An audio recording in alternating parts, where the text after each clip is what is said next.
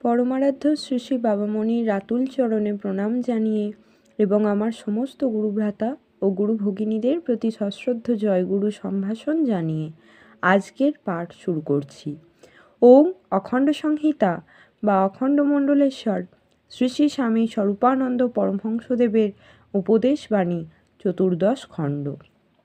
নিত্য পাঠ্য সদ্গ্রন্থ।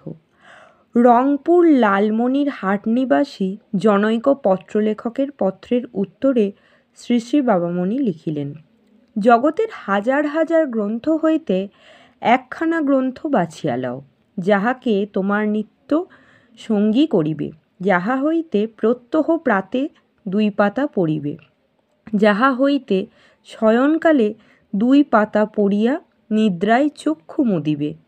বহু গ্রন্থ অধ্যয়নে চিন্তার বহুমুখীনতা বাড়ে, কিন্তু গভীরতা বাড়ে না।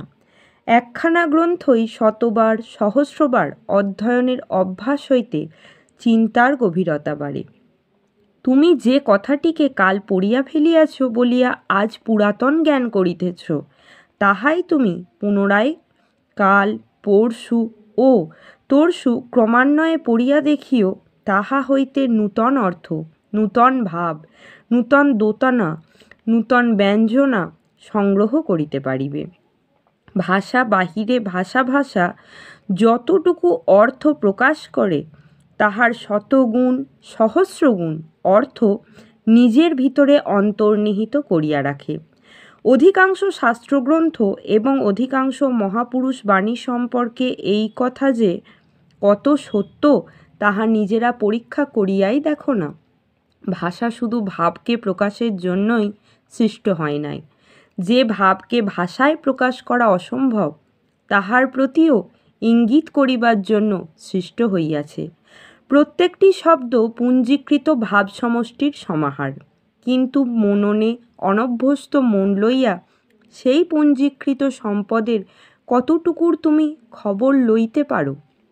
এই জন্যই একই কথার বারংবার অভিনিবেশ নিয়োগের প্রয়োজন পড়ে। 1 তোলা সোনার মূল্য 20 টাকা কি 22 টাকা, কিন্তু জারণদক্ষ রসশাস্ত্রবিদ তাহাকে অগ্নিতাপে জারিয়া লইয়া তাহার প্রত্যেকটি রেণুকে পৃথক করিয়া আস্বাদনের যোগ্য করেন এবং এক একটি রেণুর রাসায়নিক শক্তির সুপ্রয়োগ করিয়া একটি 1 লক্ষাধিক মুদ্রা মূল্যের মানব জীবন রক্ষা করেন। 1 পিণ্ড সোনা কাহারও জীবন রক্ষা করিতে পারে না, মাত্র ভাষা ভাষা দৃষ্টিতে তাহার ঔজ্জ্বল্য, তাহার মূল্যবত্তা বিচারিত হয়। কিন্তু এই পিণ্ডটুকুর অংশবিশেষের প্রত্যেকটি রেণুকে সক্রিয় করিবার পরে এক একটি রেণুই এক একটি করিয়া জীবন রক্ষা করার উপায় স্বরূপ হয়। ভাষা বা শব্দ সম্পর্কেও তদ্রূপ জানিবে।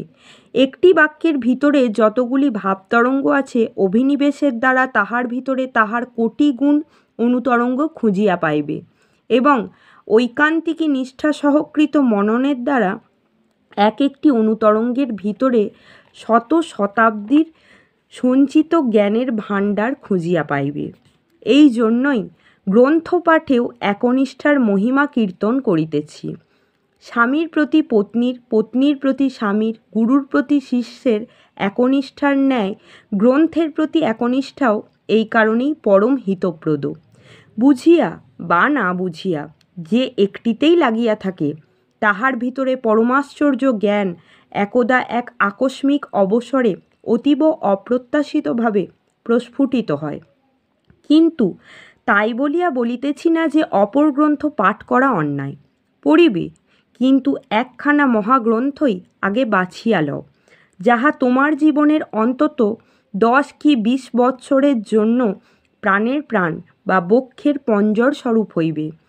এই 10 কি 20 বৎসরে এই মহাগ্রন্থের প্রতি শব্দ, প্রতি বাক্য তোমার ভিতরে যে অন্তর্নিহিত ভাবের সম্পদ খুলিয়া ধরিবে, তাহার পুঁজি লইয়া যে গ্রন্থেরই চিন্তানুশীলন করো, তাহাই তোমার কাছে সাধারণের অনধিগম্য নিগূঢ় তত্ত্ব এবং সাধারণের অনাস্বাদিত অপূর্ব আস্বাদন বহন করিয়া আনিবে।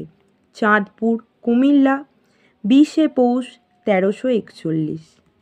জয় গুরু।